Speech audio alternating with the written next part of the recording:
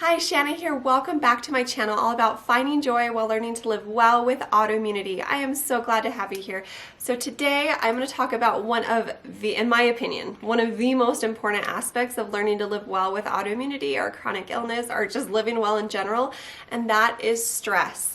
So in this video, I'm going to talk about the problem with stress, why stress is harmful to our health. So basically, what's going on in our body when we are stressed, and why it's important to reduce stress in order to enable our body to heal, to detox, to function optimally, to digest optimally, to do all of those important things that we need our body to do in order to live our best life. And then I'm going to also talk about the most common problems I see when it comes to the AIP and stress. So for those of you who don't know, the AIP stands for the Autoimmune Protocol. The Autoimmune Protocol is a nutrition and lifestyle protocol specifically designed for those of us with autoimmunity, for those of us with chronic illness, high levels of inflammation, to help us to find relief from our symptoms. So most people don't know that the AIP is not just about the way we eat, but it's also about the way we live. And in my opinion, one of the most important parts of the AIP lifestyle is stress.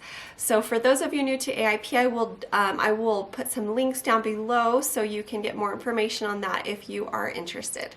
All right, so first let's talk about the problem with stress. So many of us have have this thought and feeling that stress is bad, stress is, I don't want to be stressed. And I think it's important to step back and understand that stress, that our bodies are truly incredible, and that the stress response that our bodies have is an incredible thing, and that it serves a purpose. The problem is when we are under chronic stress or continual stress, that our bodies weren't designed to be under high stress for long periods of time. So when our bodies do experience that stress response, it's pretty incredible because all of our cellular resources are being directed to that fight or flight mode. And so we are in a sympathetic state. And it's important to understand that digestion and healing and detox happen optimally in the parasympathetic state. So if we're constantly stressed, our body's resources are being diverted to that fight or flight in order to protect us, to give us that shot of adrenaline that we need. And so it's important to realize and recognize when we are stressed so that we are not hanging out in that sympathetic state for too long, so that we are giving our bodies a chance to get back into that parasympathetic state. And in the next video I will talk about how to trigger that parasympathetic state, how to reduce stress, tips for managing stress. But in this video I want to talk about what the problem with stress is, why it's harmful to health, as well as the common mistakes I see with the AIP and stress. So how does stress impact digestion? So stress has an incredibly negative impact on the physiology of digestion. So how? Okay, awesome question. So stress can impact our saliva production, it can impact hydrochloric acid production, it can impact the proper pH of the stomach, the ability of our valves and sphincters to open and close, as well as gut motility. Improper digestion can cause inappropriate intestinal permeability, leaky gut. So stress is often the reason why a person still feels unwell even on a healing protocol like the autoimmune protocol. So stress can also wreak havoc on our blood sugar regulation. Without going into all of the details of that, basically stress can cause hormonal imbalance, blood sugar dysregulation. It can cause a number of things like insulin resistance. So I'm going to talk about the AIP and stress and the common mistakes I see when it comes to the AIP and stress.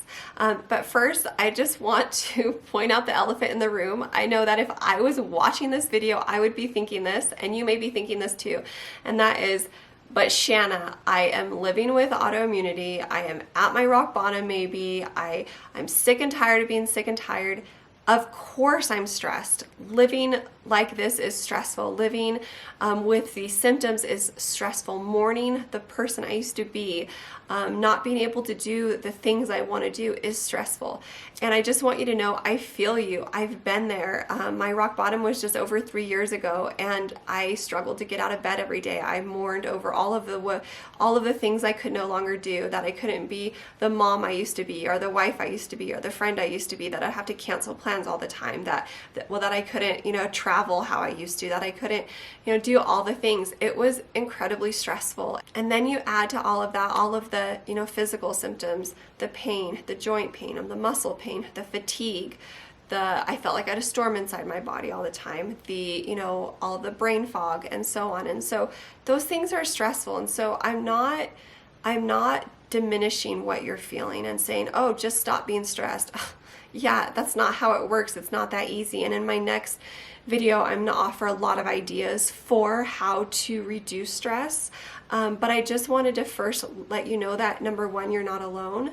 And number two, there is a way to work through this. Mistakes I see as far as the AIP and stress is somebody's like, I see clients who are like pumped, like, all right, I'm going to eat this way and I'm going to feel better and it's going to be all good. And they're just focused on the way that they eat, the AIP nutrition, protocol. Meanwhile, I mean, come on, let's be real. It's not easy. It's not easy to go from more like a standard American diet to the AIP. I went from a gluten-free diet to the AIP. It was incredibly hard.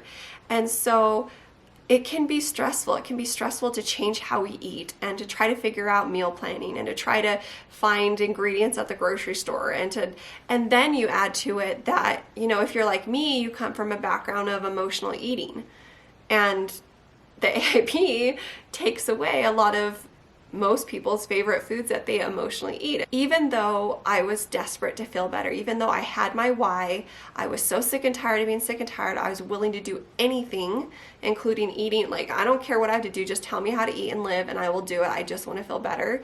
Even though that's how I felt, it was still stressful because I was an emotional eater and I had that to work through too. And I know that's a whole other topic, but I see stress in clients, and I experienced it because the AIP, number one, is a big change for many of us, and it's not easy, and then it takes away the foods that we emotionally eat. So many of us use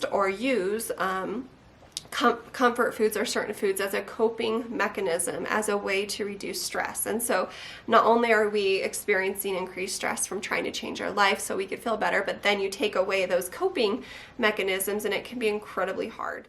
So again, while our bodies are built to handle short-term stress, chronic stress must be addressed in order to balance our blood sugar, improve our metabolic function. And so chronic stress can lead to issues such as insulin resistance, such as metabolic issues, such as hormone imbalances. Chronic stress and the result on blood sugar regulation can also lead to high levels of inflammation.